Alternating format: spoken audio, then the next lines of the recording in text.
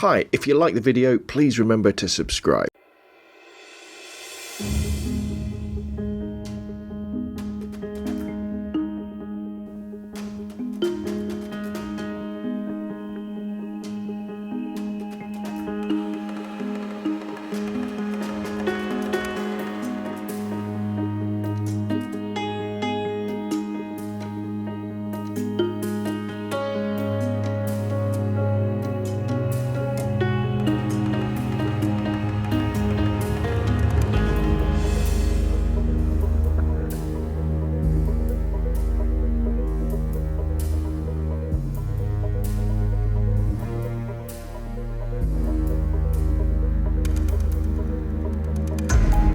Hi everybody, and today I'm going to be talking about this little fella behind me, the Billingham 225 camera bag. And what I'm going to do in this video is I'm going to start off with like a fairly quick review that's going to last a few minutes, and then I'm going to get into more detail with a closer look at the bag, what you could fit into the Billingham 225.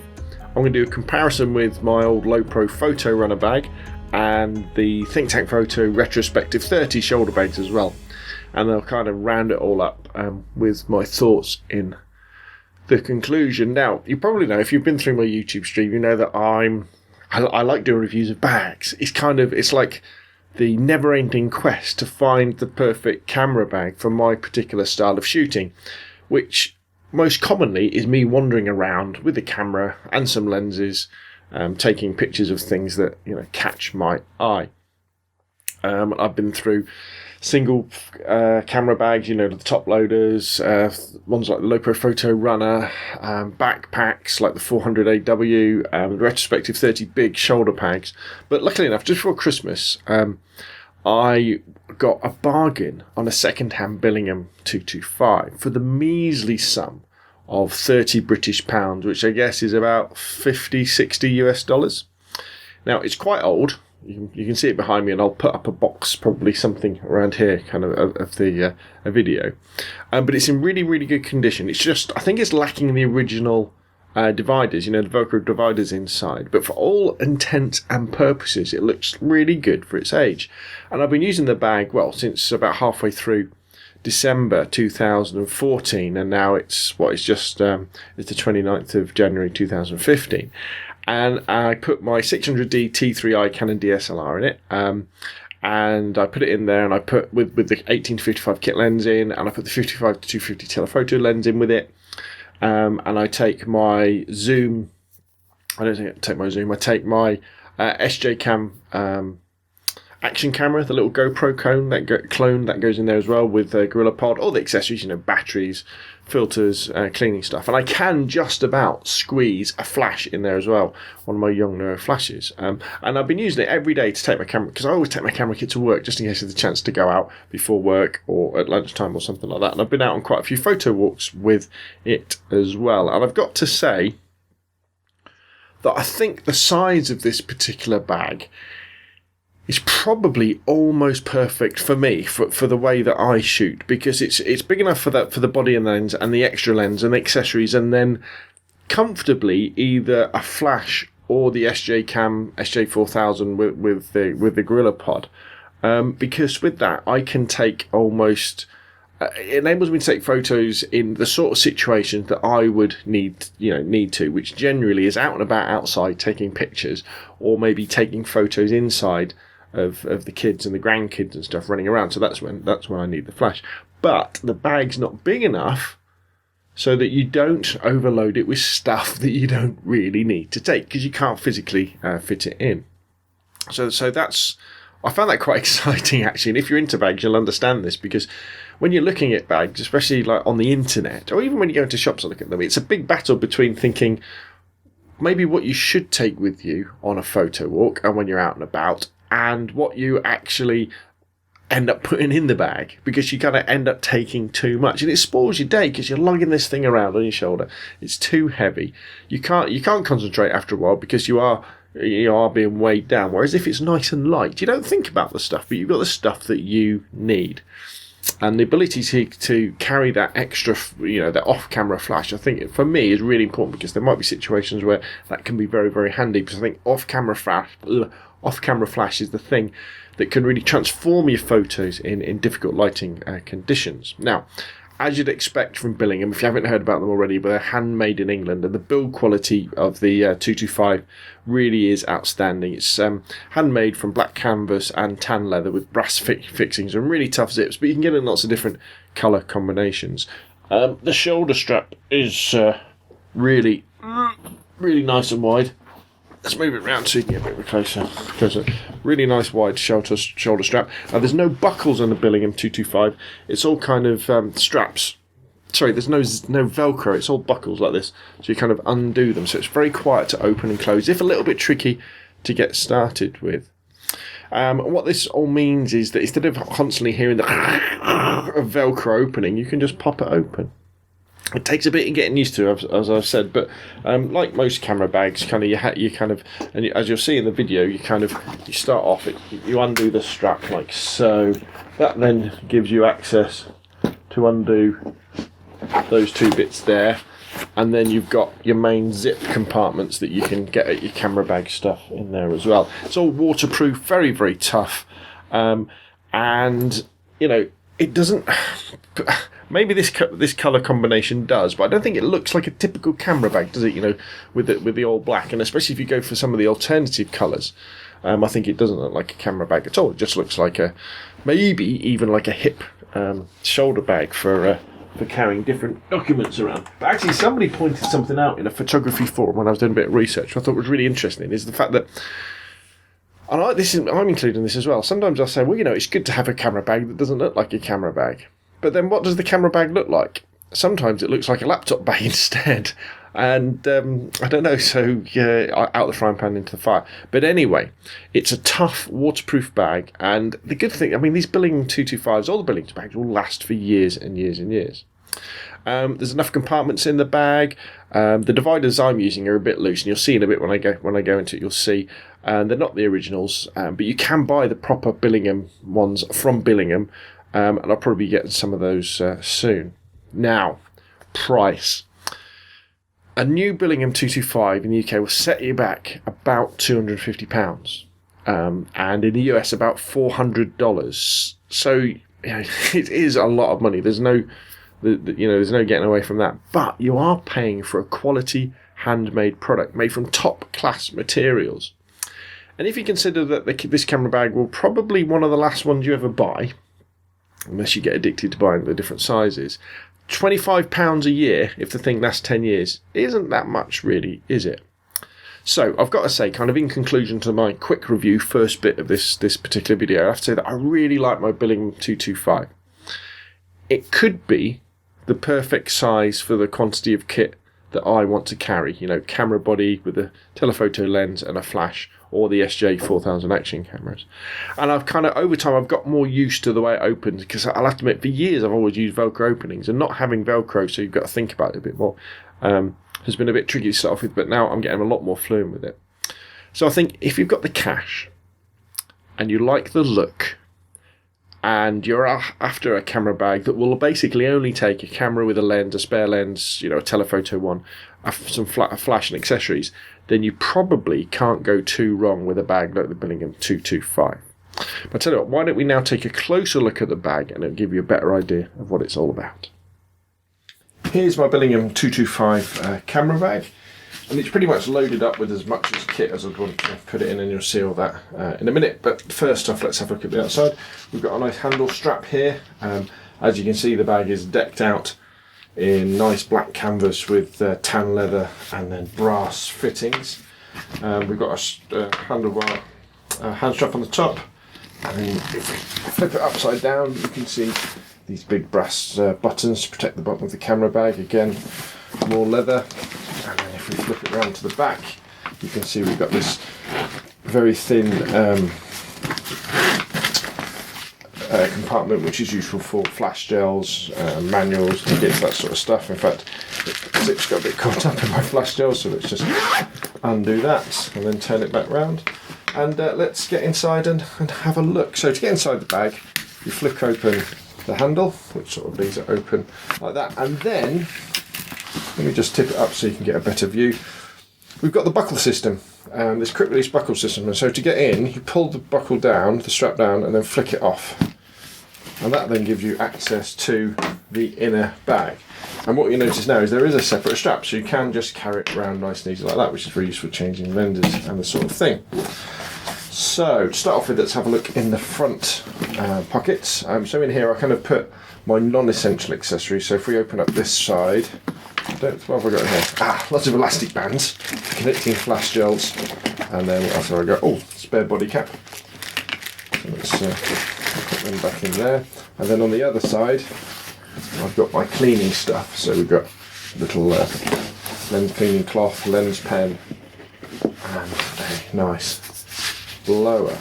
Again, I kind of put these in here because I don't access them that often, and these are the pockets that are a little bit trickier to get at. And then to do it up, you kind of just pop it through like so, and that then just clicks down nice and easy, no velcro, fairly quiet, and obviously very, very durable.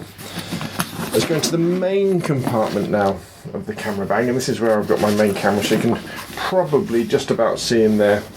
We've got my 55-250 telephoto lens. There it is.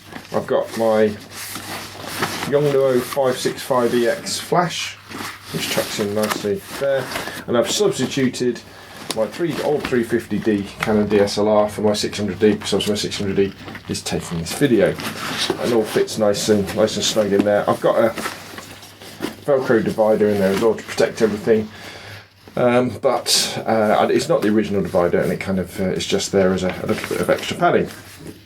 And then in the second main compartment, if we undo this, this is where I've now got my Gorilla Pod, which I use with my SJ4000 video camera for doing video.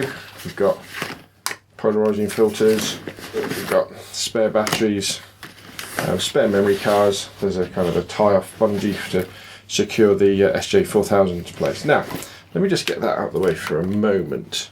It's a very, very waterproof camera bag, and as you can see, we've got multiple flaps and covers to keep the rain out, but this does make it a little bit awkward to get at your camera, especially if you want to change lenses when you're moving around. However, it does have a little trick up its sleeve, and that is with these little poppers here.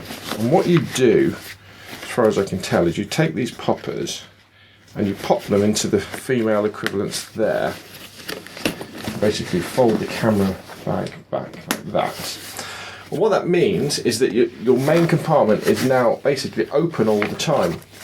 You can put your main cover over to keep everything waterproof and hidden, but when you want to have quick access, instead of having these two pieces come together to make it difficult to get inside, as you can see there, they're being held open.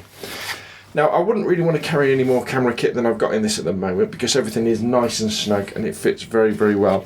And in fact, in all probability, what I would probably do is I would choose between going with the SJ4000 with its Gorilla Pod and the flash. I kind of probably have one or the other, but it's just about a comfortable weight to carry all this together. What happens is when you start to put a full load into the camera bag, like most camera bags, it starts to get a little bit difficult to get at your kit, doesn't it? You know, so I often find you want a little bit of space in your camera bag as well, so you can get at stuff. So let's do it all back up again now. So those zips just come over there like that.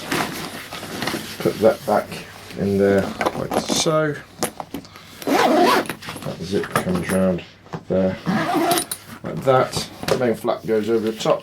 The way I tend to carry it actually most of the time is I don't bother doing up these.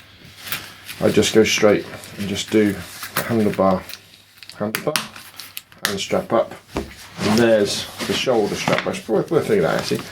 Really nice wide shoulder strap, very comfortable to wear for several hours during the day. So there we go, Billingham 225. Now let's compare it with some other camera bags to give an idea of size. What we've got here is the Billingham 225, the old version of the Lowepro Photorunner, but it's very, very similar to the new version, and the retrospective the retrospective 30 from ThinkTankPhoto, to give you an idea of maybe different camera bags you're looking at or you're working through. So first off, let's put the ThinkTank just back a little bit and then bring up the Lowepro Photorunner. Now the Lowepro Photorunner is a bag I used for many years. Very good bag. In fact, let's flick them around this way so I can get at them a little bit easier. What I love about the Photorunner is that double opening there. As soon as you've opened the top strap, you can get right in and you can see how much space there is in there, but it's a little bit misleading. The maximum you can really put in a Photorunner is your main camera body with its wide angle telephoto and spare telephoto. Not a huge one, something like a 70-300 IS is about the biggest one on its end, and then you've got your packet for your pocket for your accessories like your batteries and SD cards on the front. And although I love the Photorunner, it is a little bit limited in the fact that I needed to be able to take out with me, a flash, and I also wanted to be able to take out my SJ4000 action cam, so the Photorunner had to go. And as you can see, the 225 is significantly bigger and a little bit heavier because, again, we're looking at leather and canvas rather than acrylic. But if you look at the 225 and you think, oh, it's a little bit too big, I'd seriously consider something like the Lowepro Photorunner. But let's put that to one side and let's make a comparison with another photo bag. Now this is a bigger beast. It's still a shoulder bag and a very good one at that. This is the ThinkTankPhoto Retrospective 30. And although in the video these might look like they're similar sizes, the sheer volume of the ThinkTankPhoto Retrospective 30 has really got to be respected. It's made of another real high quality material. It's like this, it's a cotton material. But as you can see, the number of how deep physically the bag is, the way that the pockets expand, it needs a waterproof case if it's really throwing it down. Makes the Retrospective 30 an amazing camera bag, and you may well have already seen my video on YouTube about this. You may have heard the screech of Velcro, but it has lots of cool little things, like you can move these flaps here and they cover the Velcro so it's silent opening too. Lots of zips, lots of connections. Very nice. However, although I love the Retrospective 30, in hindsight, it's probably slightly too big for the type of photo walking in photography I do, because you can fit too much in it. You can fit 2 camera bodies, probably 3 lenses, a couple of flashes, all the wireless flash gear and all the accessories into this bag. So you end up loading yourself up a little bit too much. And the 225 is a little bit of a better... I would look at it this way, really. If you've got good gear discipline and you can only load up the Retrospective 30 with the stuff you need for a particular day, fantastic, because it's also big enough to take like your sandwiches and a drink as well. But lots of photographers aren't really good at that, and so I would look at the Retrospective 30 as more of a bag where you put lots of kit in to get to a particular place, and then you might decant some of it, like on a photo shoot or something, and then shoot with it. But you wouldn't want to walk around with this full of gear all day. It would, even though it's a beautifully comfortable bag to carry. And that's where the size of the Billy 225 comes into its own, because it's very difficult to completely overload it. I mean, with what it's got at the moment with the flash and the SJ4000, it is on the upper limit of what I would want to carry in it. But it's still significantly lighter than when I overload my Retrospective 30 from ThinkTankPhoto. So I would probably say, for me, the size of the Billy 225, with the fact that I can only just fit enough gear in that I really need, so the camera, lens, telephoto lens and a flash and some accessories, is perfect. And although the Retrospective 30 is an amazing bag, it's all too tempting to overload it. But if you're not the type of photographer who does photo walks and you're more like transporting gear to a photo shoot or a studio or something, then I would seriously consider the Retrospective 30 as well. And I would consider getting the smaller version, because one of the big advantages I think of the design of the Retrospective 30 is it doesn't look like a camera bag at all. It looks more like a nappy bag or a baby bag, or a messenger bag. It doesn't look like a laptop bag or anything like that. So there you go, a comparison with 3 of the camera bags. The Lowepro Photorunner, great bag but only for a camera and a spare lens. Retrospective 30, bigger than the Billy 225, maybe a little bit too big for carrying around all day for pics with stuff. And then maybe the one that is just right, maybe it's just right for me, the Billingham 225. There we go. So let's bring it all together in a little bit of a conclusion. So hopefully that closer look at the Billingham 225 and comparing it with the other bags has given you a bit more insight into whether the Billingham 225 would be the sort of camera bag that would suit you. And the thing I would say, you really do have to go beyond that initial price tag. And again, as I said sort of in the first part of the video, consider this probably be one of the last bags you'll ever buy. And it's going to last over 10 years. And the fact that you are buying a premium handmade product, handmade in England, made of leather and canvas and stuff and brass. And that quality, it just doesn't come cheap, does it? But in terms of value, the question is, does it offer great value for money? Because if you're continuing buying a new bag every couple of years and spending, £80 to £120 on it, would you be better off just buying a really good camera bag and sticking with it for sort of 10 years and saving money that way? And I think if you think about it that way, the Billinghams do offer really, really good value for money. The only thing you've got to be careful of, I think, is make sure you get the right size. So always bear in mind in that these videos, what you're seeing is consumer grade DSLRs, which are at the smaller end. They're not big full frame bodies, professional bodies or anything like that. And at the end of the day, am I happy with my Billingham 225? Yes, definitely. But remember, a big part of that for me could be with the fact that I got it so cheap. I only spent £30 on it. Because normally I could never justify spending that much on a bag, especially as I have so many already. But I don't know, maybe I was just lucky to end up with probably the best camera bag for me, the best size camera bag for me anyway. And, it might be well for you too. Okay, so that's enough from me. If you like the video, hit the thumbs up, stick your comments down below, and if you really like the video, subscribe. My name is Rob from runmanphoto.com, and hopefully I'll see you again soon.